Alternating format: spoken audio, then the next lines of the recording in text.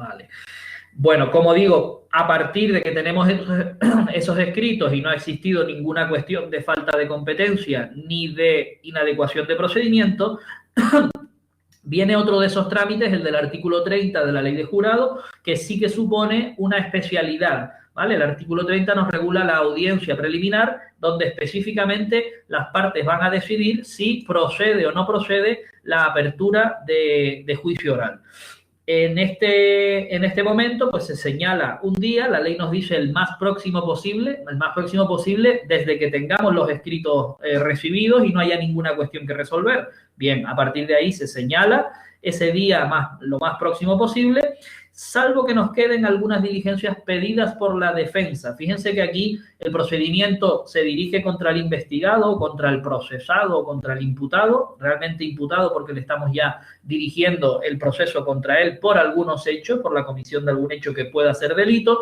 Tendremos que esperar a que esas diligencias se resuelvan, ese testigo al que estamos esperando tomarle declaración, esa documentación que no ha llegado aún, ese informe de médico forense que está pendiente o un perito que se ha pedido por la defensa, bueno, pues se practican, se terminan y una vez que estén terminadas es cuando señalaremos la audiencia preliminar, ¿vale? Tenemos que tenerlo todo para practicarlo. Estoy viendo por qué no consigo hacerlo más pequeño, porque más grande sí me deja, pero más pequeño no me deja. Y está el límite aquí de... ¿Ustedes lo pueden visualizar bien? Sí. Aunque se vea con esta rayita azul por medio, ¿se ve más o menos? A ver. O sea, esta frase última, aunque se vea con la esta azul, ustedes la ven, ¿no? Se determinará Vale, sí. Se ve con la raya encima. A ver si... de las diligencias. Diligencias, vale. Entonces ven igual que yo, sí, perfecto. Bueno, claro, lo intentaré ajustar para cuando lo suba, pero no sé por qué no me deja hacerlo un poquito más pequeño. Bueno, en esta audiencia, como digo, la finalidad es proceder o no a la apertura de juicio oral. Se tiene que convocar por el juez, no puede decir que no, ahora veremos qué pasa, y también se va a resolver si se practican algunas diligencias complementarias, ¿vale? Diligencias complementarias que pueden practicarse en el acto o que hayan sido pedidas por las partes para practicar ahí. Es decir, le aporto tal informe o le aporto o pido incluso que se haga como complemento alguna prueba, alguna práctica de diligencia.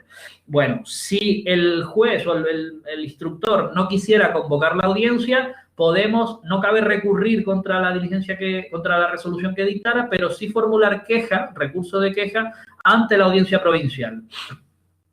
La posibilidad que existe para continuar el procedimiento es que las defensas, o sea, todos los acusados, estén de acuerdo con que vamos a continuar hacia el juicio. Es decir, están de acuerdo con la apertura de juicio oral, que el juez dicte ese auto de fin de la instrucción, preparamos juicio y nos vamos a un juicio, ¿vale? Hay que enjuiciar. Esto tiene que ser renunciado expresamente por la defensa de todos los acusados, es decir, tienen que mostrarse conformes con la apertura del juicio oral. En ese caso, nos ahorramos la audiencia preliminar, y ya nos iríamos, pues, a ver si hay alguna diligencia que practicar de aquellas que hayan sido propuestas, bien en los escritos o bien en el acto de la diligencia de la audiencia preliminar. Escuchamos a todas las partes en ese acto sobre si hay que abrir o no hay que abrir y el juez dictaría el auto correspondiente. Le da un plazo de 2 momentos, o bien en el propio acto, si está muy claro, después de terminar esa audiencia preliminar, o bien en los 3 días siguientes. Bueno, pues los jueces suelen aprovechar esto para fundamentar mejor el auto y ponerlo todo, ¿vale? Acordará, pues, una de las 2 opciones que conocemos, o bien juicio oral o bien sobreseimiento. En las modalidades de sobreseimiento completo de la causa y con respecto a todas las personas, o bien parcial respecto a algunos hechos a algunas personas de las imputadas. Por último, como hemos visto hasta ahora, si se han pedido en el acto nuevas diligencias o en los escritos de calificación provisional se han pedido nuevas diligencias, se puede en este auto, resolver eso. Oye, antes del juicio oral meto una diligencia complementaria o bien adecuo el procedimiento porque hay determinados hechos que no son de conocimiento del tribunal de jurado, ¿vale? Unos sí, unos no. Esto lo puedo hacer siempre hasta el último momento, incluso después de practicada la audiencia preliminar. Como contenido de este auto que se dicta por el juez instructor cuando termina la audiencia preliminar. Muy sencillo y no nos vamos a complicar en absoluto. Tenemos, en un primer momento, determinará cuál es el hecho o los hechos justiciables. Este apartado tiene mucha importancia casi en el literal de lo que se escribe, porque esos párrafos que se van a ir escribiendo luego se van a transformar en los verdaderos hechos justiciables. Ya veremos más adelante que el concepto de hecho justiciable se va transmitiendo hasta el veredicto, ¿vale? Porque en el veredicto los jurados van a tener párrafo por párrafo los hechos en los que ellos tienen que intervenir, diciendo si lo consideran probado, si no lo consideran probado, si lo consideran culpable a uno, si consideran inocente a uno. Esto tiene mucha importancia porque ya veremos que en esos hechos nos va a decir incluso cómo los tiene que escribir el magistrado presidente. Por lo tanto, ya desde ahora es bueno que el propio juez instructor vaya perfilando esos hechos que vamos a llamar justiciables. En definitiva, no hablamos de otra cosa que, sin entrar en prejuzgar, porque estamos en fase de instrucción, contar más o menos qué es lo que ha ocurrido, sin entrar en calificaciones, sin entrar en prejuicios, ¿vale? El juez tendrá que contarlo de manera llana, sencilla y sin entrar en calificaciones jurídicas. No podremos decir que robó de un sitio un documento oficial y lo utilizó o lo cambió por dinero, ¿vale? Porque estamos definiendo el delito, sino que tendrá que contar, pues, oye, que sustrajo o que desapareció de tal sitio ese dinero presuntamente a manos de fulanito, ¿vale? Sin entrar en calificaciones directas jurídicas. Esto tampoco hace mucha falta que sepamos esa distinción, pero bueno, sí saber que desde la fase de instrucción no se puede prejuzgar. Nos echarían para atrás el auto. Bueno, en segundo lugar, lo referente a la participación. ¿Quiénes son las personas que han participado? ¿En qué grado de participación? ¿Y en qué concepto? Nosotros siempre hemos hablado de que puede ser el autor, con las distintas modalidades de autor, directo, material, intelectual, o como copartícipe, coautor, cómplice, ¿vale? O coautor, partícipe necesario. Entonces, bueno, pues estas distintas formas de participar, incluso intervengo como responsable civil. No tengo nada que ver con la comisión del hecho, pero sí que respondo por mi hijo, por mi sobrino, o bien soy una aseguradora de tal evento y por alguna razón me traen a la causa como acusado, pero más bien como responsable civil. Recordar que igual que tenemos al denunciante y al denunciado, a la defensa de la acusación frente a la acusación, tenemos también al actor civil, que es aquel que reclama pero exclusivamente la parte civil, frente al responsable civil, ¿vale? Tener claras esas intervenciones. En tercer lugar, como todo auto que tiene que ser motivado, la ley nos exige en el artículo 31, si no me equivoco, el 31 es la celebración, en el 33, perdón, que el juez fundamente por qué determina la apertura de juicio oral, ¿vale? Tendrá que establecer jurídicamente, ahí sí, por qué si ocurre estos hechos que tienen perfiles de delito de este tipo contra estas personas que pueden haber cometido este delito, tengo que abrir el juicio oral y enviar todo al juzgado competente. Bueno, pues en ese caso la fundamentación tendrá que indicar en qué artículo, ¿vale? Por eso nos habla la ley de disposiciones legales. Y por último, lo más sencillo que hemos estudiado y aprendido, a qué órgano vamos a designar como competente para el enjuiciamiento. En la mayoría de los casos nos encontraremos ante la audiencia provincial, ámbito de tribunal de jurado, audiencia provincial. En algunos pocos casos subsidiarios nos encontraremos más arriba en los TCJ o en la sala, en el Tribunal Supremo, aforado a la sala de lo penal. Son los únicos órganos, a modo de tribunal de jurado, que pueden entrar a enjuiciar y sentenciar este tipo de procedimiento, ¿vale? A ver si las siguientes diapositivas se me han quedado bien. Bueno, un poquito mejor, pero tampoco del todo bien. Bueno, una vez que hemos dictado el auto de apertura de juicio oral, ya no nos hace falta, como en el procedimiento abreviado, un trámite de designar abogado, abogado de oficio y procurador, porque en el jurado lo tenemos para los acusados desde el principio, una de las ventajas que tenemos, sino que directamente nos vamos a ir a la parte de completar lo que vamos a enviar al órgano competente. Una peculiaridad del tribunal de jurado es que, según nos dice la ley, no me pregunten bien el por qué, no se envía la causa que hemos instruido mediante originales, el papel que vamos instruyendo, sino que la ley nos habla en el artículo 34 de que se enviará testimonio, ¿vale? Una posible explicación a esto, pero solo posible, es preservar al máximo el principio de no contaminación del tribunal de jurado y no contaminación del magistrado presidente que forma parte del tribunal de jurado.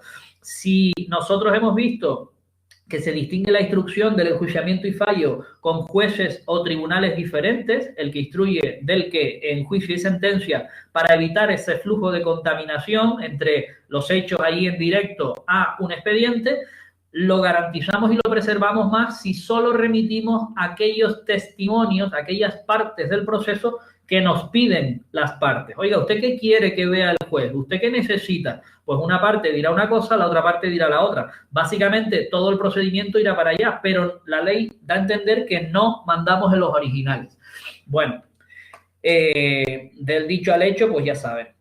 ¿De qué nos dice la ley que siempre irá, sin perjuicio de lo que pidan las partes? Pues miren, artículo 34, los escritos de calificación, por supuesto, porque los escritos de calificación son la fotografía más clara y más palpable del resumen de todo lo que se ha hecho en el procedimiento de instrucción, tanto la versión de las acusaciones como la versión de la defensa. Tenemos las dos cuestiones, incluso ya tenemos sus conclusiones provisionales, es decir, de todo lo que hemos instruido, señoría, este señor a la cárcel condenado tal. Por el otro lado, de todo lo que hemos instruido, este señor absolución total, libre absolución, incluso es un santo, ¿vale? Pues escrito de calificación con su testimonio. Además de eso, algo muy importante, aquellas diligencias que no sean reproducibles en el acto, pero que tengan que ser aportadas y ratificadas ante el juez e instructor. Hablamos sobre todo en esta época ya más moderna de todos aquellos soportes de CDs, de pendrives, de conversaciones de audio en algún tipo de archivos, ¿vale? Pues todo eso que se almacena y que tenemos que ratificarlo, pues documentaremos y enviaremos. ¿Vale? La ley sigue hablando de testimonio, pues bueno, haremos las copias necesarias en CDs, en pendrive, en soportes compatibles, lo mandaremos para poderlo no reproducir, sino ratificar en juicio, ¿vale? Testimonio del auto de apertura de juicio oral, porque es la decisión final del juez instructor, donde efectivamente acuerda que vamos para juicio, acuerda qué prueba es la que se admite, si hay que practicar alguna nueva, e incluso se pronuncia sobre alguna que se haya de practicar de forma anticipada. No, perdón, eso lo voy a decir más adelante. Simplemente acuerda la apertura de juicio oral, se pronuncia sobre la prueba. Por último, la llave mágica para las partes, testimonios que libremente designen las partes.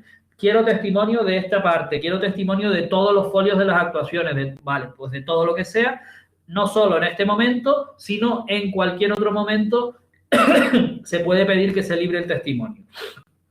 A partir de ahí, pues se va a remitir todo lo que hemos actuado, todos esos testimonios, le vamos a acompañar lo que la ley llama piezas de convicción, instrumentos del delito y otros efectos que, estando en el juzgado de instrucción o en depósito en alguna dependencia, se tengan que remitir para allá. Hablamos de armas, utensilios, dinero, hablamos de sustancias, hablamos de todo lo que la ley de enjuiciamiento criminal nos regula como efectos, instrumentos del delito y piezas de convicción en la parte general cuando hablamos del sumario, ¿vale? Que es donde se nos define perfectamente qué son efectos, qué son instrumentos y cuáles son las piezas de convicción.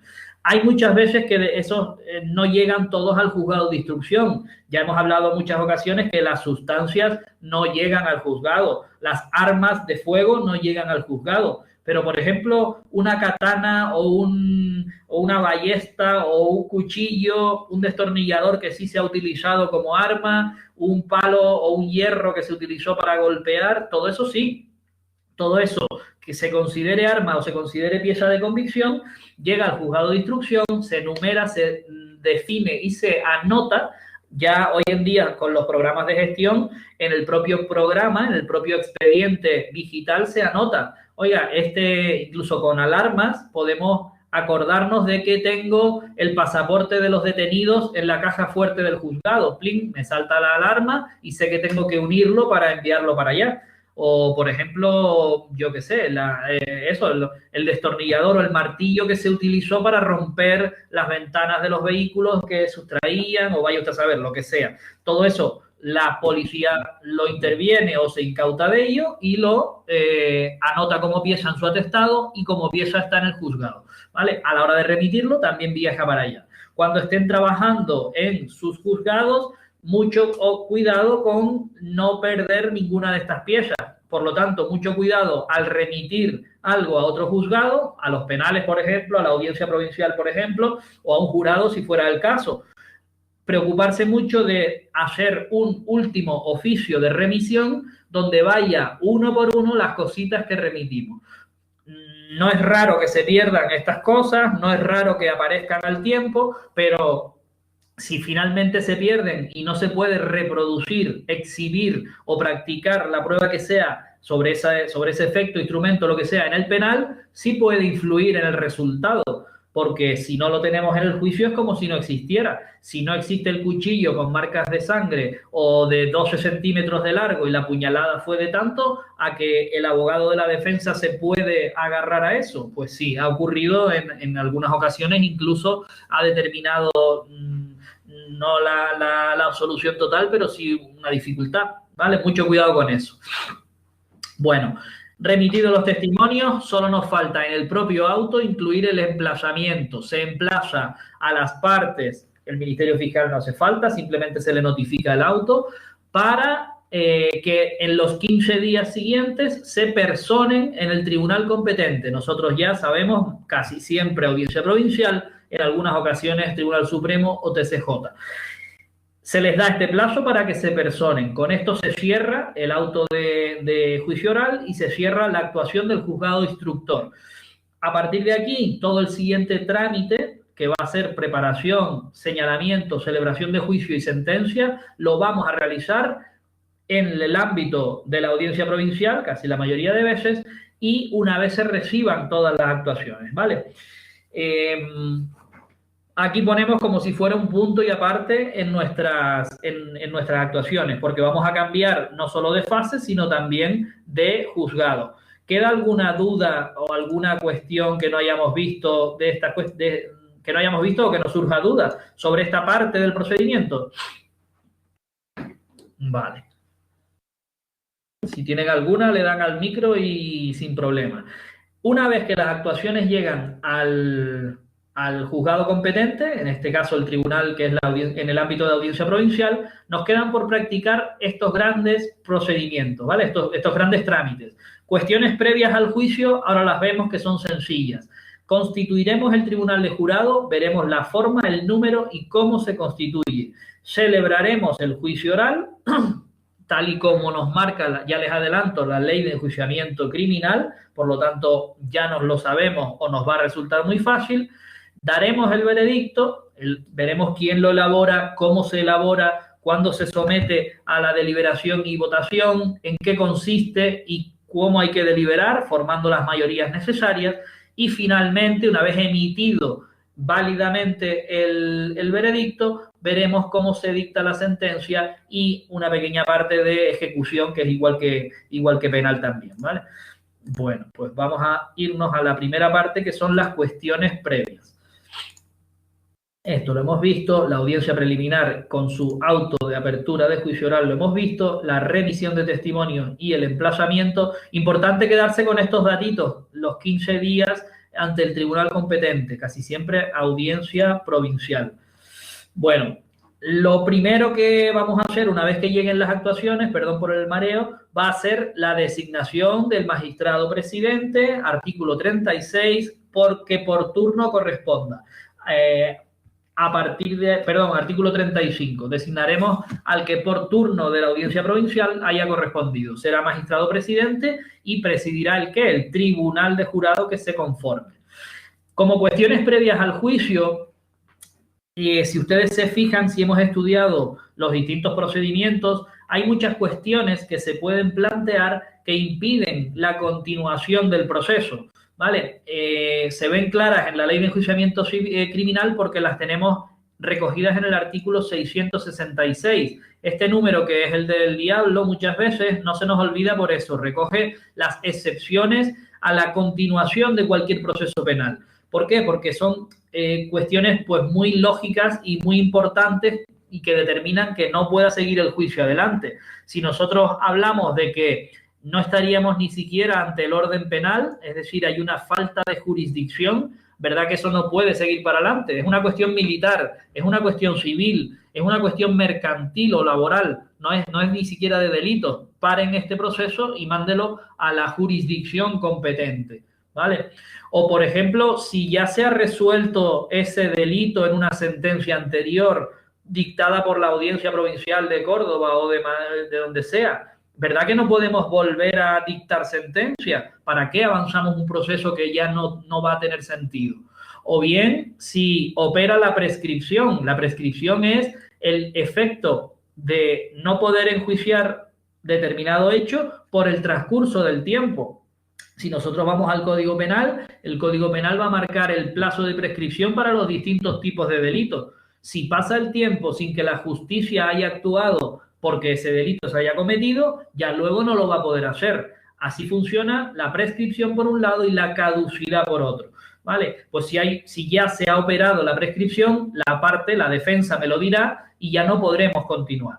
Por último, la ley refleja dos cuestiones que no se producen tanto, en las que interviene la acción de gobierno, ¿vale? No solo el Poder Judicial, sino también en este caso el Ejecutivo, mediante las figuras de la amnistía, elaboración de leyes que con carácter general dictan la absolución por determinados delitos, la amnistía de los presos de no sé qué fecha, del proceso, ¿vale? O no, prefiero el indulto uno por uno, nominalmente, ir realizando un procedimiento en el que a propuesta del gobierno mediante la propuesta del gobierno se realiza el trámite y se indulta a pesar de estar condenada la persona.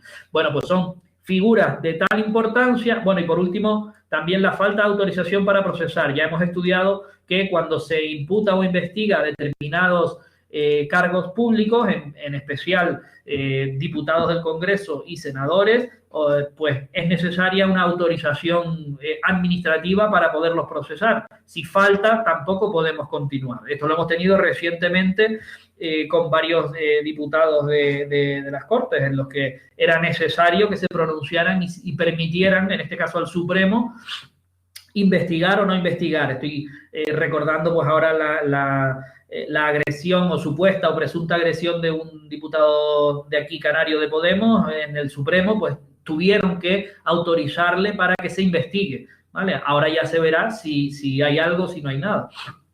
Bueno, todo esto son cuestiones que recoge el artículo 666, imprescindible que o no se ven o bien se resuelvan. Por eso se realizan como cuestiones previas, ¿vale? Otra muy importante, alguna vulneración de un derecho fundamental. Hablamos desde un habeas corpus porque no se ha resuelto otra vez como sea, se ha vulnerado mediante una detención ilegal, hasta cualquier vulneración en el proceso de otro derecho fundamental del que sea. Se me ha impedido actuar, se me ha vulnerado el derecho a presentar recursos, o vaya usted a saber, cualquier otro de los derechos fundamentales que la Constitución nos recoge. Se pone de manifiesto y son cuestiones que se tienen que resolver antes de seguir para adelante con el procedimiento. Dos cuestiones que también resolvemos antes. Si se amplía el juicio a otros hechos, en este caso hechos que por la instrucción hayan sido inadmitidos, pero que ahora revalora la Audiencia Provincial y los admite mediante ampliación, y como doble cara de una misma moneda, excluir hechos que han sido admitidos pero que las acusaciones no los han utilizado en sus escritos de acusación. Por lo tanto, si perjudican a la defensa va a pedir que eso se excluya. Oiga, aquí están acusándome de algún delito conexo, por ejemplo, y las acusaciones no lo hacen. Oiga, pues saque eso como hecho porque no puede estar admitido. No se admite, ni siquiera se va a poner en tela de juicio porque las acusaciones no lo están pidiendo.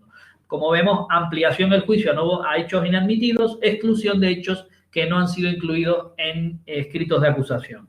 Por último, también se permite la impugnación de medios de prueba como cuestión previa al juicio, impugnar desde que un escrito no es original, lo que es una fotocopia, que se impugna su autenticidad o el valor probatorio que se le quiere dar, hasta la impugnación mediante recusación de algún testigo, pendiente tacha, por ejemplo, de algún testigo, o recusación de un perito o lo que sea. Por otro lado, y como doble cara de la misma moneda, proposición de nueva prueba. Si esto último ocurre, fíjense que a lo largo del proceso hemos tenido distintos momentos para proponer prueba al juez de instructor, proponerle diligencias de instrucción y ahora proposición de nueva prueba. ¿Por qué lo llaman nueva prueba? Porque en los escritos de calificación que ya hemos hecho es donde pedimos que se nos admita la prueba. Pero nos permite incluso aquí, como cuestiones previas, una nueva prueba. Si esto ocurriera, la ley marca un plazo de 3 días a la otra parte para impugnarlo, ¿vale? Para que no se quede sin esa yo propongo prueba, alguien la puede impugnar y que el juez resuelva, ¿vale? Sin esa, la ley lo llama, o el derecho penal lo llama, equiparación de armas procesales. Si usted propone, yo tengo el derecho a decir que no se admita, ¿vale? Pues por eso si existiera aquí esta proposición de nueva prueba, 3 días para impugnarlo a la parte contraria.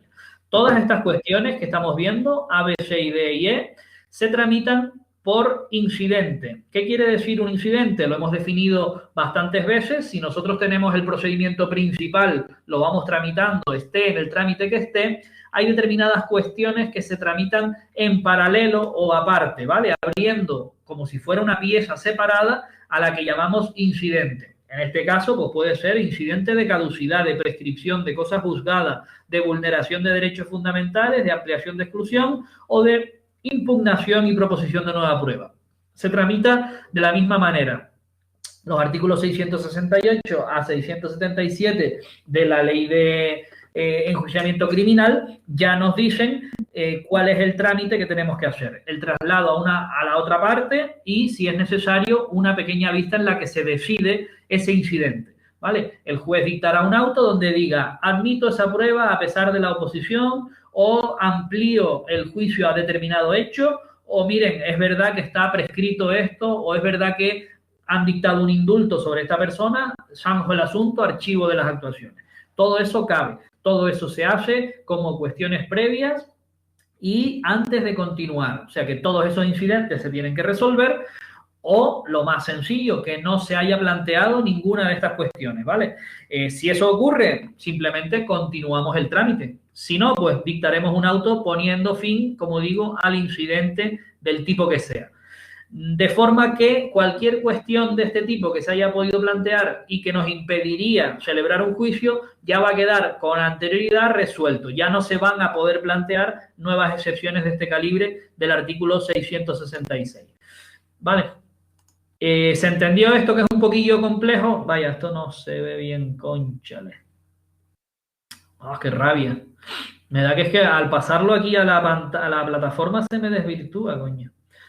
Bueno, aquí pone el hecho justiciable, pero bueno, ahora lo vamos a ver. Si no se han planteado cuestiones previas o ya están resueltas, lo siguiente que dicta la ley que procede, ya en el ámbito de audiencia provincial, es que el magistrado presidente, una vez que estén personadas las partes y resueltas esas cuestiones previas, dicte lo que se llama el auto de hechos justiciables. En el auto de hechos justiciables, la ley marca un contenido que no puede faltar, que lo tienen ustedes aquí, les prometo que lo voy a poner ajustadito al tamaño que lleva, que básicamente repite, pero ahora en el ámbito ya de la audiencia provincial, cuáles son los hechos justiciables. Por eso les digo que se va trasladando un poco ese hecho justiciable y se va perfilando. Aquí se incluyen tanto lo que dice la acusación o las acusaciones como lo que dicen las defensas. De esta forma vamos a tener dos versiones de unos mismos hechos casi siempre, ¿vale? Pero es lo que hay que resolver. Por eso el magistrado presidente lo plantea como alternativo. Lo que tenemos aquí, pues, es un hecho justiciable. Estas personas manifiestan que esto es lo que ocurrió y la defensa manifiesta que no, que lo que ocurrió es otra cosa. También el juez determinará qué grado de ejecución se le atribuye a los hechos, qué delitos constituyen según las partes y qué grado de ejecución tiene cada uno. Si se acuerdan, dijimos que el homicidio no admitía tribunal de jurado en grado de tentativa, ¿vale? Pero el resto de delitos del artículo 1 sí.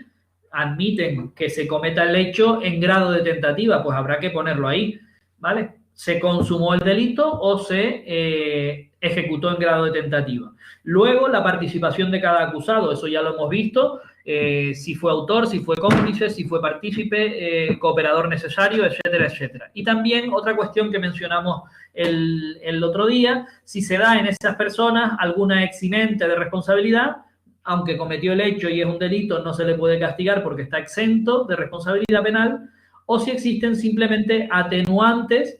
Lo hizo en legítima defensa, lo hizo por estado de necesidad, lo hizo en cumplimiento de un deber o lo que sea, y si existen agravantes, lo hizo con alevosía, lo hizo aprovechando circunstancias del lugar, el parentesco operando como agravante, en fin, cualquiera de estas que están contenidas en el Código Penal.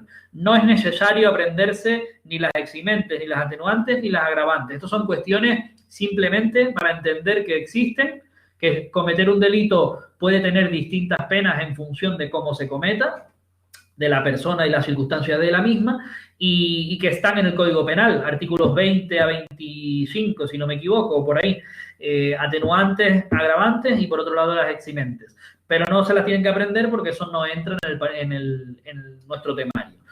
Perfilará el delito este auto de hechos justiciables, no es el auto de apertura de juicio oral. Si muchos están viendo similitudes, las tiene, pero no tiene nada que ver. Uno estaba dictado en la fase de instrucción, poniéndole fin y emplazando. El otro es el primer auto que dicta el magistrado presidente y que va a decir que muy bien lo que hizo el instructor y que estos son los hechos, esta es la ejecución, esta es la participación, este es el delito, esta es la prueba. Fíjense que aquí tenemos en los dos escritos de las partes cuál es la prueba que quiere cada uno. Aquí se va a resolver cuál es la prueba procedente, esta sí y esta no, y si alguna de esas pruebas se tiene que practicar con anticipación, si no se ha hecho en fase de instrucción, ¿vale? Finalmente, el auto termina pues señalando vista.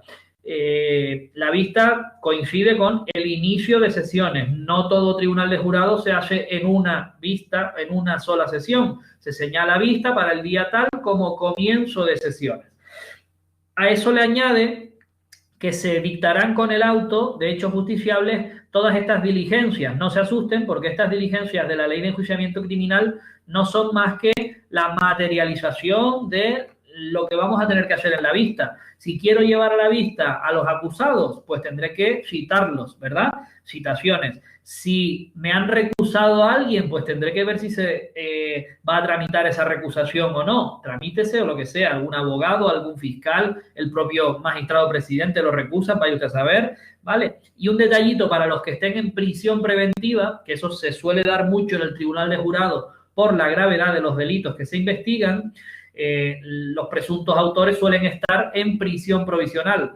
Como el ámbito es audiencia provincial, la persona a lo mejor está en otra prisión, ¿vale? O en la prisión fuera de la audiencia. Pues haremos los traslados de los presos preventivos a la cárcel de la población, ¿vale? En una provincia siempre va a haber al menos una prisión, pues bueno, y si no la hubiera, pues la más cercana, la de la comunidad, pero normalmente en las provincias hay prisiones. Pues traslado de todos los presos preventivos a la prisión donde se va a celebrar, donde está esa audiencia provincial. Bien, esto nos lo dice el artículo 37. Llegamos quizá a la cuestión más recurrente para las preguntas del examen. ¿Cómo se constituye el tribunal de jurado ya en sede de la audiencia provincial? Ya no hablamos aquí de la lista bienal, ya no hablamos de los 36 que pusimos con carácter general para cada causa y que hemos tirado de ellos. Ahora vamos a elegir, a partir de esos 36 que tenemos, ahora vamos a elegir a los 9 más 2, a los verdaderos. Ahora vamos a ver quiénes van a jugar el partido, como quien dice. Por lo tanto, vamos a ver cómo se hace. ¿Vale? Hemos señalado un primer día para inicio de las sesiones, para señalar la vista y para empezar. Eso es como orientativo, porque tenemos que ir el magistrado, el letrado, si van a estar, las partes personadas muy posiblemente también están, si no hay ninguna suspensión, pero los 36 que hemos citado, que nos han devuelto el cuestionario, que completamos con algunos y tal, esos van a estar. Pues vamos a ver. Tenemos dos posibilidades, que tengamos al menos 20 de esos 36 o que tengamos menos de 20 de esos 36, ¿vale? Si tenemos al menos 20, importante aprendérselo de al menos, se puede abrir la sesión y se abre un interrogatorio primero del magistrado presidente a los efectos únicos de comprobar si en ese momento, ese día, están los requisitos o existe alguna causa de incapacidad, recuerdan, imposibilidad, incompatibilidad, o bien existe alguna prohibición o excusa, alguna causa o alguna excusa, en los que han venido, en los al menos 20. Si ocurriera, se sustituye. Si no, si todos están bien, ya tenemos 20, vamos a seguir. Bien, y se abre un segundo interrogatorio, un mismo interrogatorio para las partes que pueden preguntar también por esas causas o esa falta de requisitos, ¿vale? Contra lo que resuelva el juez el magistrado en ese momento, no cabe recurso, pero sí cabe protesta. ¿Alguien sabe decirme el objeto de esta protesta? ¿Para qué? ¿Para qué sirve esa protesta si no es un recurso? Lo planteo ahí en el chat a ver si así vamos haciendo alguna preguntilla. Esa es la primera posibilidad, que tengamos al menos 20 candidatos. ¿Por qué? Porque de esos 20 ya vamos a poder ir filtrando los que le convienen a la acusación y filtrando los que les convienen a la defensa para quedarnos con los 9 más 2 que necesitamos. Pero es que si hay menos de 20 ya no va a cuadrar ya los números, porque la ley permite, como dijimos en una pregunta en la otra clase, que las defensas quiten a 4, recusen a 4, sin motivo alguno, y que las acusaciones hagan lo propio, quiten a 4, recusen a 4. Por lo tanto, 20 menos 8, pues ya nos quedan 12. Si necesitamos 9 más 2, estamos ahí justi. Eso es lo mínimo que podemos tener, ¿vale? Si tenemos menos de 20, ¿qué es lo que vamos a hacer? Un nuevo señalamiento. Por lo tanto, no se abrirá la sesión ese día, se suspenderá la sesión con un nuevo señalamiento en los 15 días siguientes. A partir de ahí, ¿a quién vamos a llamar a ese segundo señalamiento? Oye, a los honrados, a los que ya vinieron, a los 20 que sí vinieron, más los que no vinieron, que les vamos a multar, ahora vemos la multa, pero los vamos a volver a citar, y vamos a sacar de la lista a otros 8 más, ¿vale? Por lo tanto, bueno, no digo 8 siempre, sino hasta 8 más, no más de 8, por si acaso los ausentes vuelven a fallar, ¿vale? Es un poco jueguillo para aprendérselo, pero el objetivo es ese, conseguir lo más rápidamente posible, contando con los descartes, los 4 más 4, que nos quedemos con 9 jurados y 2 suplentes. Decíamos que a los ausentes les podemos multar y de hecho lo vamos a hacer. Si faltan a la primera citación, el cómputo, aunque la ley se lo pone en pesetas todavía, la pregunta va a ir en euros y responderemos pues el cálculo. Si la ley nos dice que la multa va a ser, a ver, ¿dónde lo tengo? Por aquí. Constitución de jurados. Si la multa va a ser de 25.000 pesetas, son 150 euros. Pero es que si a la segunda citación también fallan, la multa va a ser de 600 a 1.500 euros, ¿vale? Porque la ley te habla de 100.000 a 250.000 pesetas, pero ya les digo, nos preguntan ya en euros. Pues bueno, la ley a partir de ahí, pues bueno, nos dice que si en esta segunda ocasión tampoco tenemos al menos 20 para poder empezar a jugar con las recusaciones, volveremos a repetir lo del señalamiento, volveremos a repetir la nueva citación, así hasta que consigamos completar al menos 20. Vale, a partir de ese momento podemos entrar en la parte importante y donde empieza, como si dijéramos, la parte más cinematográfica del tribunal de jurado, la parte que ya hemos visto en películas, la parte que pues más nos sorprende quizás, ¿vale? Que es la selección exacta del 9 más 2, selección del jurado. Artículo 40, partimos de esta premisa que ya hemos hecho tantos sorteos como sean necesarios, sucesivamente hasta que tengamos al menos 20 candidatos. Y, bueno, les hemos puesto el objetivo. Necesitamos 9 jurados y 2 suplentes. ¿Qué hacemos? Papelitos con los nombres y a una urna. En esa urna, el letrado de la administración los insacula uno a uno y va leyendo el nombre.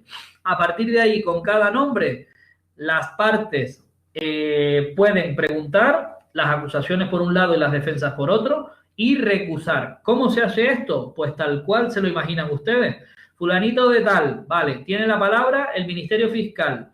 ¿Usted le gusta la sangre? Sí. ¿Usted se cree líder de la manada? Vale. ¿Usted?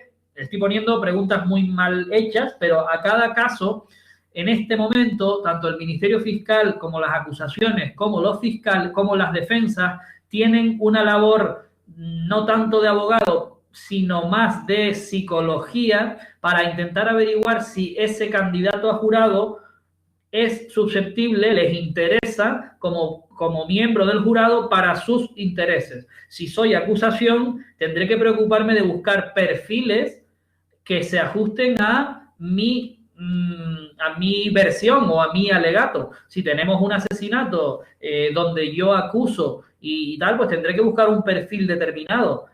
Me tendré que fijar en la edad, en si es hombre o mujer y qué perfil tiene, qué situación económica, qué perfil social tiene, si es muy proclive a castigar al que comete delitos. ¿Cómo lo hago? La ley nos habla de que podemos realizar cualquier tipo de pregunta que el magistrado presidente considere pertinente. Por eso les hemos puesto aquí pertinente. No solo las que ellas quieran, sí, las que ellos quieran, pero que se admitan, ¿vale? Nosotros no podemos preguntarle, pues, si conoce a esta persona, si la va a matar, si va... cuestiones que se salgan de lo que una pregunta pertinente puede ser. Pero sí preguntitas orientadas a saber eso. Se le pregunta por la edad, por su profesión, por su cuestiones que nos den alguna pista. Inmediatamente, al que le toque la acusación o la defensa, preguntan y si yo quiero recusarlo, lo recuso. Si estoy en el cupo, hemos dicho que podemos recusar las acusaciones 4, las defensas 4. Nos dice incluso que se tendrán que poner de acuerdo las acusaciones y que si no están de acuerdo, se determinará un orden de intervención para tener la primera oportunidad de recusarlo, ¿vale? Cuando haya varios acusadores o varios acusados, las defensas también se tendrán que poner de acuerdo. ¿Recusamos a este? Sí, lo recusamos. ¿Recusamos a este? Hay dudas. Pues entonces, ahora te toca a ti como acusación de la víctima y ahora te toca a ti como acusación particular, ¿vale? Vamos cambiando uno cada uno. Todo eso hasta agotar los 4. Dime, ¿alguien decía algo por ahí?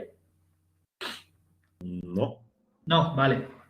Hasta agotar el cupo, tanto las acusaciones como las defensas.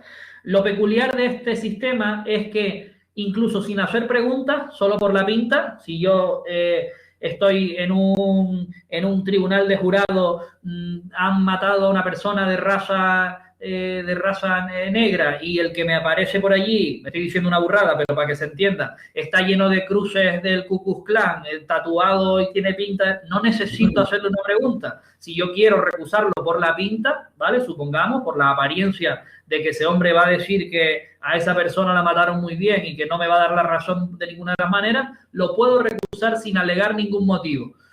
Como digo, he puesto un ejemplo exagerado para que se entienda, sin alegar motivo de recusación, hasta que se agote ese cupo. Bueno, un detalle que hay que aprenderse, porque hemos dicho las acusaciones 4, las defensas 4. Actor civil, por un lado, el que reclama la pasta, el que reclama el dinero, la indemnización, y los terceros responsables civiles a los que se les reclama ese dinero, a los que se reclama la indemnización solamente, aseguradoras o responsables civiles, no pueden recusar sin causa. Lo que quiero que se aprendan no es tanto el no, que ese ya nos lo sabemos, sino el sin causa. Porque la recusación como figura tiene unos motivos. Le recuso porque usted es exmarido del acusado, tiene relación o tiene interés en que se absuelva a esa persona. Ha sido usted socio o abogado de él y tal. Hay unas causas tasadas legalmente. Si se dan esas causas, en este momento el actor civil o el responsable civil sí podría recusar a la persona, pero con causa, ¿vale? Si se diera ese momento, es difícil que a estas alturas, cuando ya estamos en el 9+2, es difícil que se produzca, porque fíjense que desde que se constituyó la lista ya hemos ido dándoles posibilidades. Una vez que les llamamos en los 36 y ya conocen a las partes, oye, ya se sabe quiénes son prácticamente. Es muy difícil que lleguen hasta ahí, pero bueno, se podría dar el caso. Pues así lo haremos uno a uno con los al menos 20 que tengamos. Si tenemos 20, genial. Si tenemos 36, mejor. Si tenemos menos de 20, no hemos podido llegar hasta aquí, estaríamos haciendo más sorteos. Cuando terminemos todo esto, nos encontraremos con 9+2. La ley añade simplemente que cuando queden 2, pues nos tenemos que quedar con ellos, que no cabe seguir aplicando recusaciones, ¿vale? Bueno, ahí es donde consideramos culminado el sorteo. El letrado de la administración hará un acta de todo lo que ha ido ocurriendo, un acta que se recoge normalmente ya en grabaciones, no hace falta elaborar el acta, pero bueno, antiguamente sí se recogía a mano o ordenador el acta, y ahí es donde consideramos que el tribunal está constituido. ¿Por qué? Porque ya conocemos el nombre del magistrado presidente desde el inicio, pero ahora también sabemos quiénes son los 9 jurados que integran el tribunal. Y aparte de tener constituido el tribunal, tenemos también a los 2 suplentes por si les llaman a participar en la segunda parte, ¿vale? O a jugar 5 minutos porque ocurre cualquier cosita que implique una sustitución. Bien, terminado esto, está constituido el tribunal. ¿Esto quiere decir que ya empezamos sin más ni más? Pues no, por medio hay algunos trámites de formalidades pues que tienen que hacer los jurados. Como hemos dicho que la función de jurado tiene unos derechos, tiene unas obligaciones y es retribuida, le vamos a añadir un compromiso formal que llamamos juramento o promesa, y que sin realizarlo delante de todo el mundo y dejando constancia, grabando y firmando, no va a poder, no es que no esté constituido el tribunal, pero no va a empezar a trabajar, no puede ejercer sus funciones, ¿vale? ¿Se entiende esta diferencia? El tribunal ya está, pero oiga, tiene usted que jurar. Igual que un político jura su cargo y no puede trabajar si no lo ha jurado, igual que los funcionarios, cuando aprueben ustedes van a tener que jurar, hacer un juramento o promesa de que van a guardar fidelidad a la Constitución, cumplir las leyes, etcétera, etcétera, y sin realizarlo no van a poder entrar en su plaza a trabajar, aunque ya sean funcionarios, pues aquí son jurados, pero no pueden ejercer funciones, ¿vale? Bueno, lo digo por si la pregunta es ¿cuándo se entiende constituido el tribunal? Oiga, una vez que se levante el acta y esté terminado el sorteo, ya sabemos cuáles son los 9 más 2. ¿Tendrán que jurar? No, para constituir el tribunal no, pero para empezar a ejercer sus funciones sí. Promesa o juramento, en función de si tiene creencias o simplemente promete por su honor o por su conciencia y honor. Si se niega a realizar este acto formal, la multa es de 350,51, hasta el piquito ese se apunta, ¿vale? Porque realmente el juramento lo que aplicaba eran 50.000 pesetas de las antiguas, pues son 350 euros y medio. Si aún así no quiere formular el juramento o formular la promesa, dice la ley, un poquito anticuado, que se pasará el tanto de culpa. Eso equivale hoy en día a deducir testimonio por desobediencia y, porque caben las dos, obstrucción a las labores de justicia, ¿vale? Obstrucción a la justicia. Lo quitamos de ese jurado, llamamos al suplente. Es una de las posibilidades que tenemos, que la persona por algún motivo espurio o raro no quiera, llegado a ese punto, jurar o prometer, ¿vale? Pongamos por caso alguna cuestión contra el sistema de justicia, por sus propios principios, no sé qué, haya llegado hasta ese punto y aquí se arrepienta y no quiera. Raro, pero se multa y fuera. El artículo incluso recoge cómo es la fórmula que tienen que pronunciar y todo eso, pero bueno, eso se lo leen si quieren, pero no es tan importante, ¿vale? A partir de aquí entramos en lo que es verdaderamente el juicio. Una vez que tenemos al magistrado, tenemos el 9 más 2 ya decidido y les hemos tomado el juramento o promesa, ya podemos empezar las sesiones. Aquí volvemos un poco a la realidad, dejando esa parte más televisiva o más rara o más especial y nos volvemos a la sala, ¿vale? En este caso tenemos al tribunal y tenemos a los 9 más 2 sentados por ahí, pero la ley nos dice que nos remitamos a cómo se celebra un juicio en el PA. ¿Cómo se celebra un juicio según la ley de enjuiciamiento criminal? Pues nada, nosotros nos vamos al 680 y siguientes.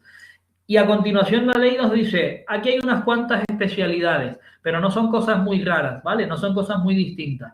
Necesitamos tener presente al acusado, obvio. Sin embargo, en la ley de enjuiciamiento criminal hemos dicho que hay algunos procedimientos en los que, aunque no esté usted, si le hemos citado, se le puede enjuiciar e incluso condenar. ¿En qué procedimiento hemos estudiado que se puede celebrar el juicio en ausencia del acusado e incluso condenarle en su ausencia? si se dan determinadas cuestiones, ¿en qué tipo de procedimiento? Lo pregunto por ahí en el chat. No solo el acusado, sino al menos el abogado defensor. Esto suele ser normal, que la persona esté y todo lo que sea. Si no, pues necesitaremos ver si están hechas las citaciones y ver por qué no están presentes, ¿vale? Un detalle como especialidad con respecto al jurado es que el abogado defensor, no el acusado, sino su abogado, va a estar a disposición del jurado hasta el momento de emitir el veredicto. Tiene su cierta lógica, pues porque todo el proceso se dirige contra ese acusado y el jurado no puede hablar directamente con el acusado, pero el abogado defensor va a tener posibilidades de plantear alguna cuestión o incluso estar a disposición del jurado por si le hiciera falta alguna aclaración. Ya adelanto que estas comunicaciones, estas preguntas que se pudieran hacer al acusado o que se pudieran hacer incluso a la representación, se canalizan a través del magistrado presidente. Si se hacen por escrito, se le entregan al magistrado presidente para que las transmita. ¿Ok? Bueno, el juicio es muy sencillo. Se abre la sesión o en la sesión en que nos encontremos, el letrado de la administración da lectura a los escritos de calificación, lo que dice la acusación, lo que dice la defensa en sus escritos, incluido qué delito se cree que hay, quiénes son las personas a las que se acusa, autores, cómplices, etcétera, cuál es la pena que se pide y cuál es la indemnización que se pide, ¿vale? También se lee la prueba que se le va a pedir al magistrado o que ha sido admitida por el tribunal. En este momento, nuevamente se nos permite solicitar nueva prueba. Bueno, ya como vamos avanzando bastante, cada vez es más raro que quede alguna prueba nueva, ¿vale? Porque no nos habla de repetir pruebas, sino de alguna prueba nueva. Entonces ya es más raro, pero aún así se reserva esta posibilidad. Se leen los escritos, se da un turno de intervención a las partes para que aclaren sus posturas y el por qué dicen esta versión. Esto nuevamente los traslada un poco a la película, ¿no? El abogado se levanta y habla directamente al jurado. En España no es tan cinematográfico, ni se levanta, ni vemos las caras de las personas impresionadas, ni nada de eso, pero sí que en esas primeras intervenciones, los abogados y el Ministerio Fiscal suelen teatralizar o exagerar lo que vamos luego a intentar probar mediante las testificales o mediante la documental o mediante lo que sea. Yo siempre comento en este punto, para hacernos una idea, cuando estudiábamos en la Escuela de Práctica Jurídica, el máster que hacemos después de la carrera de Derecho, nos daba clase un fiscal muy, muy afamado y que hoy en día sigue en la audiencia, creo que está ahora, y que nos explicaba este punto en concreto, diciendo que si estamos celebrando un juicio de asesinato, de homicidio, lo importante en este momento era presentar al cadáver, decía él, presentar al fallecido, presentar al muerto, ¿vale? Y meter al muerto en la sala, delante del tribunal de jurado. Entonces, él nos contaba cómo preparaba estos alegatos iniciales, pues haciendo mucho hincapié de lo que le habían hecho al pobre Juan o lo que le habían hecho al pobre José. Y vean ustedes cómo tal y 50 puñaladas y la autopsia dirá y verán ustedes el informe de que le partieron una pierna y tal. En esa presentación, no tan americano, pero sí mediante la palabra, mediante ese turno, ir ya picando poco a poco en las conciencias de cada uno de los jurados para ir preparándoles, ¿vale? Decía, pues que es uno de los pocos procedimientos en los que se puede convencer no solo con argumentos jurídicos, sino también con todo eso que rodea al principio de mediación del estar ahí y conseguir creer una versión más que otra, ¿vale? Pues desde un principio este fiscal pues ya lo hacía, ¿vale? Bueno, especialidades de pruebas, como hemos dicho, el jurado puede preguntar a los acusados, a los testigos y a los peritos, pero lo tiene que hacer así, por escrito y a través o por conducto del magistrado. Se le pasa el escrito y las preguntas que reflejen le serán hechas a través del magistrado presidente a los acusados, a los testigos y a los peritos. Les digo para que entendamos que el magistrado va a velar un poco porque los jurados entiendan su función y puedan cumplirla, ¿vale? Hay una comunicación que, bueno, no está escrita, pero sí que la podemos, les ayuda en cada caso, incluso con el veredicto se le puede devolver, se le puede explicar de una manera más fácil lo que tienen que hacer. Todo eso lo veremos un poco más adelante. El jurado, también como especialidad en la prueba, verá directamente libros, documentos, papeles y piezas. Se le pasará para que lo puedan apreciar, para que lo vean. Oiga, y vean cómo escribe este hombre lo que va a hacer en una carta, y esto es casi una confesión de los hechos. Vean que es su letra y tal, y se les pasan los documentos, documento número 27, aquí lo pueden ver, para que ellos lo palpen, lo tengan y lo vean directamente. Lo mismo ocurre con la inspección ocular. La inspección ocular se realiza igual que dice la ley de enjuiciamiento criminal, pero en vez de viajar hasta el lugar de los hechos o estar en el lugar de los hechos, el tribunal, el juez instructor o el juez de enjuiciamiento, va a estar el tribunal completo. Los 9 van a ir al sitio. Esto ocurrió en el veredicto que les vamos a ofrecer el próximo día, que les adelanto que es el del asesino José Bretón, el asesino de sus propios hijos, que fue condenado, que ocurrió en Córdoba. ¿Recuerdan ese asunto? Pues veremos ese veredicto completo, o bueno, casi completo, para no extendernos mucho en el tiempo. La inspección ocular que se realizó, que era en un parque, él mantenía... se hicieron 2, la inspección en el lugar, en la finca donde se encontraron los cuerpos y los restos óseos en esa hoguera, y la versión de él que implicaba pues una pérdida de los niños en un parque, un extravío, un recorrido de un sitio a otro. Pues bueno, toda esa reconstrucción de hechos y esa inspección en la finca de la hoguera, de cómo estaba colocado y todo eso, la tuvieron que ver in situ los miembros del jurado, ¿vale? Pues a eso me refiero, a que tengan un contacto directo. El jurado puede recibir las diligencias de instrucción que se hubieran realizado en el juzgado correspondiente. Aquí no hablamos de los testimonios, sino de que se recabe alguna diligencia que no conste, ¿vale? Pues se le puede poner a disposición.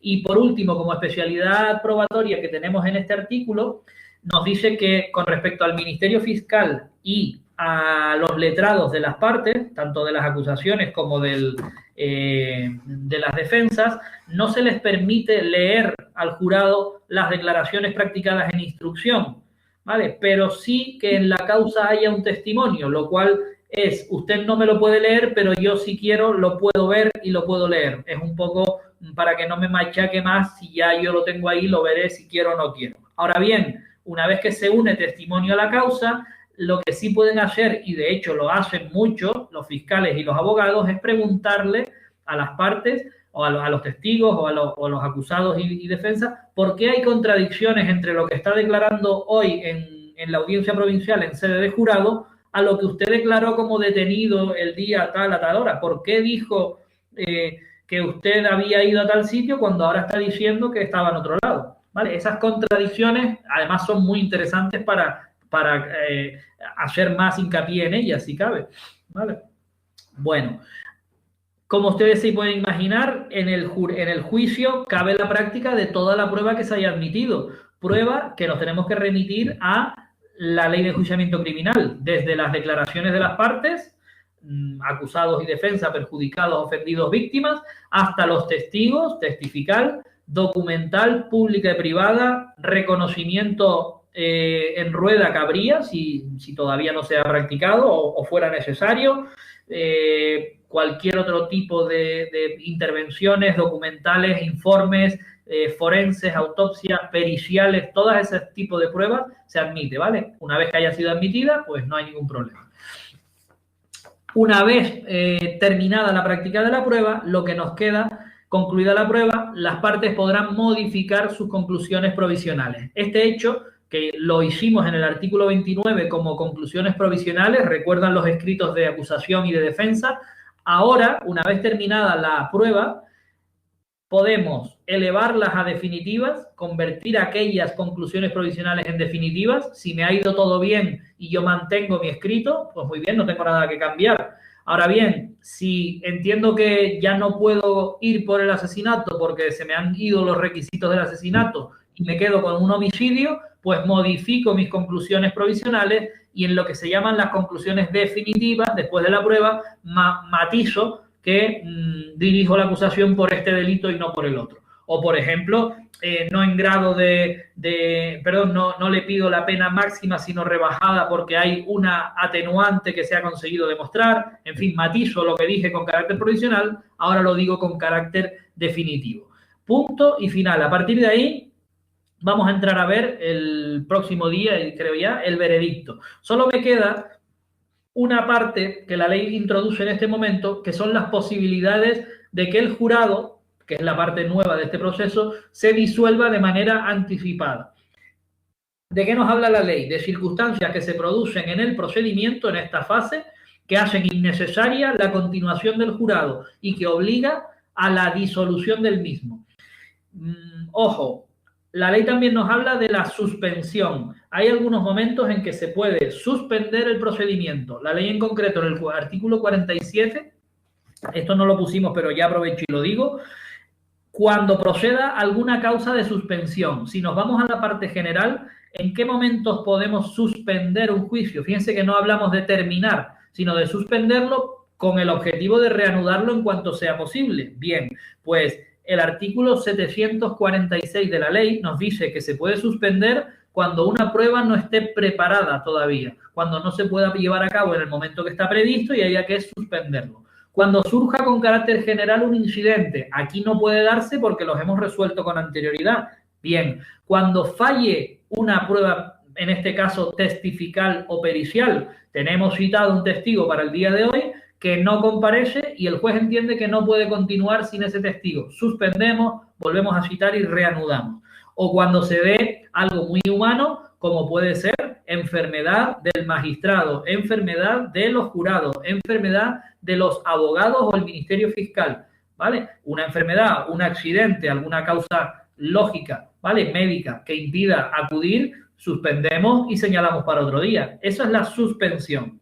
Nos dice con respecto a esto, bueno, el matiz que les hago ahora, imagínense la de procesos que estamos suspendiendo hoy en día por causas de COVID, o ni siquiera por padecer COVID, sino haber estado en contacto con COVID estrecho, estoy en cuarentena voluntaria. Vale, pues los abogados honrados lo harán cuando sea cierto, pero cuando les interesa, me consta que también lo están haciendo. Así que imagínense ustedes. Esa suspensión llevada a la ley de tribunal de jurado implica que el juez, el magistrado presidente, se plantee si disuelve o no disuelve el jurado. ¿Por qué? Porque recuerden que el jurado debe permanecer aislado de comunicación, debe permanecer con sus dietas muy controlado, sin recibir interferencias ajenas. Con lo cual, si la suspensión va a durar más de 5 días, cosa que puede ocurrir por agenda simplemente, se vería en la obligación de disolverlo y volver a convocar un nuevo jurado, ¿vale? Por lo cual, una suspensión puede alterar mucho el cauce de un procedimiento.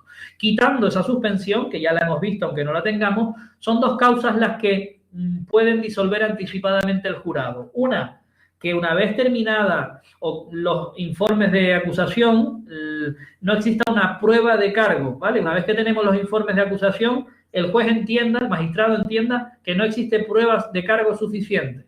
Pues ahí nos encontramos ante un procedimiento pues casi quebrado realmente. No tengo prueba alguna a la que agarrarme y me están manteniendo una acusación. Equivale un poco al sobreseimiento, disolvemos el jurado, bien sea de oficio o bien sea a petición de las defensas. La otra posibilidad, que exista una conformidad. ¿Se acuerdan del juicio rápido y la posible conformidad? Llegar a una sentencia de conformidad. En el jurado también existe esa posibilidad. Artículo 50, ambas partes llegan a un acuerdo. El acuerdo, la ley obliga a que sea con el escrito de mayor gravedad, que prevea una pena con mayor gravedad, al que pena más alta, y además nos impone un límite, 6 años de prisión como límite máximo de conformidad. Si son 6 años y un día, ya no cabe una sentencia de conformidad.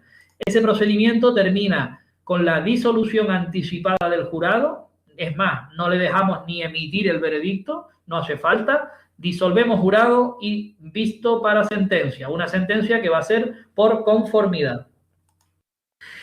Sin embargo, no se va a disolver el jurado si el magistrado entiende que el hecho no se ha cometido. Esto equivale a un sobreseimiento por inexistencia del delito, por no delito. o si entiende que, aunque hubo un hecho que puede ser delito, el acusado no fue quien lo cometió, ¿vale? Esto se trata de no existe autor conocido, son las dos posibilidades de sobreseimiento, o también entiende que, aunque la persona haya aceptado una conformidad, los hechos no son un delito. Esto se hace para evitar muchas veces el castigo del inocente o el castigo de quien no ha sido el verdadero autor y pretende quedarse con el marrón o asumir una culpa que no es suya, ¿vale? Esto se puede dar por algunas cuestiones. En estos casos, aunque se le pida la disolución, no la acordará. Acordará que continúe la causa hasta final de la prueba, incluso veredicto o lo que haga falta, ¿vale? El próximo día, como digo, nos meteremos con el veredicto, objeto, deliberación, entrega del veredicto, posible devolución del veredicto y finalmente la sentencia. El próximo día verás eso por el aire porque, bueno, lo puedes ver. Porque tenemos el repaso, sí. Tráiganse cositas que puedan... Es verdad. Que tengan dudas y toda la historia y... Sí, es que el próximo día lo dedicamos a... Bueno, pero en 10 minutitos lo podemos... Sí, Muy bien. Para no dejar el jurado ahí en el aire. Voy a detener por aquí. Vale. Pero